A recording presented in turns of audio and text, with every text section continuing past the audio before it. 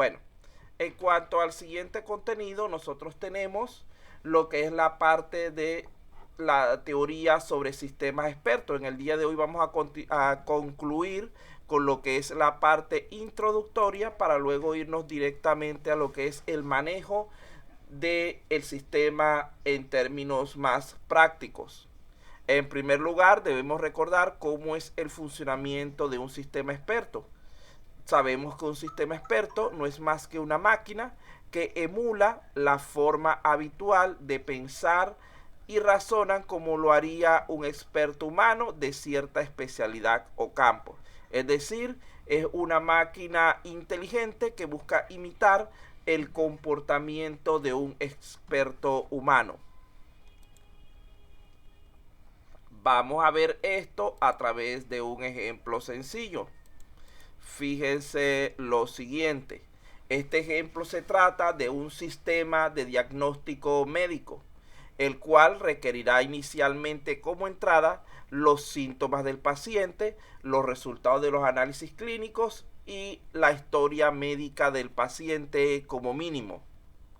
Además de esto, puede incluir la solicitud de otros datos relacionados como lo son los antecedentes familiares, información socioeconómica del individuo o información acerca de las condiciones del ambiente donde éste se desenvuelve.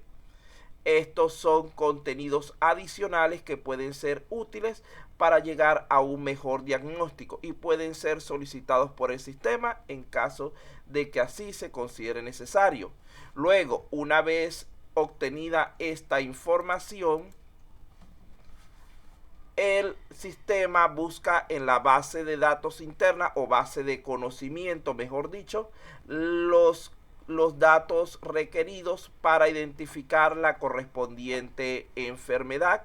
Recordemos que los sistemas expertos no trabajan con una base de datos simple, sino con una base de conocimientos, la cual está integrada por una serie de hechos que equivaldría a lo que guardamos en una base de datos normales, más una serie de reglas, que es el elemento innovador del sistema experto, que son diferentes metodologías o estrategias o sentencias que se usan para procesar los datos de una manera más específica y particular.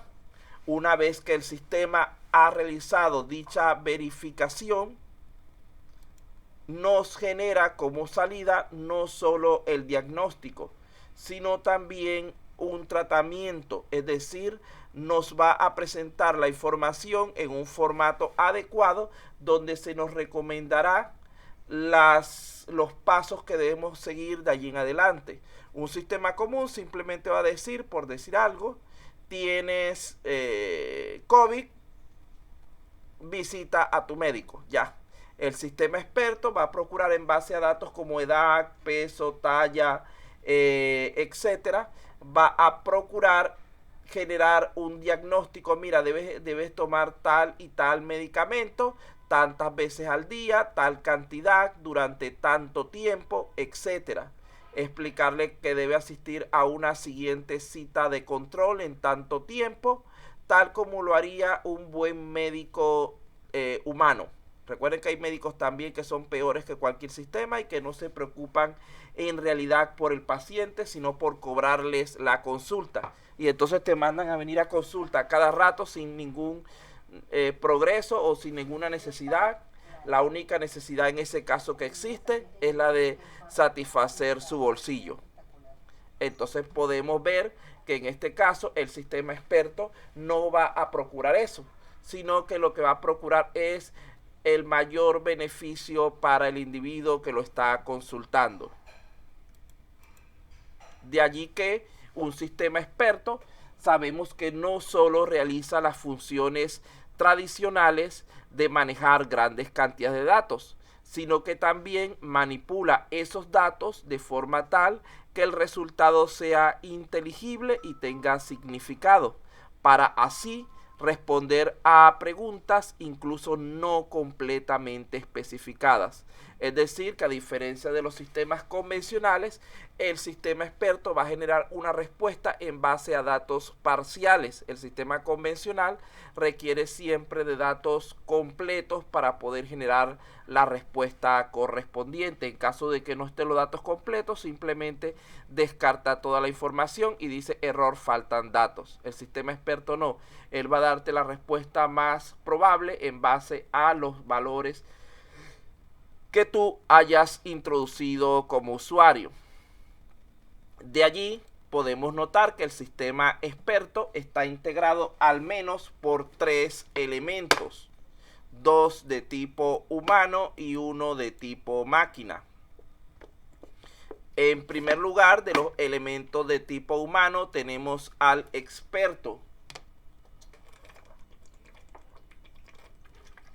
quien es la persona que tiene originalmente el conocimiento y lo pone a disposición de la máquina. Vean que este conocimiento se considera que va a ingresar de manera general, no de manera específica para un caso, sino reglas comunes para resolver diversos casos del mismo tipo. Luego de allí, como otro componente humano, tenemos al usuario, que es la persona que necesita del conocimiento. Él en primera instancia va a aportar ciertos datos de su situación particular para luego recibir del sistema el conocimiento específico que lo lleve a la resolución de su problema. En tercer lugar, tenemos lo que es el componente de máquina o computador, quien es realmente el sistema experto en sí, que se encarga de almacenar y gestionar el conocimiento que ha recibido del experto a fin de ponerlo a disposición del usuario en un formato adecuado. Allí tenemos nuestros 3 elementos básicos de un sistema experto.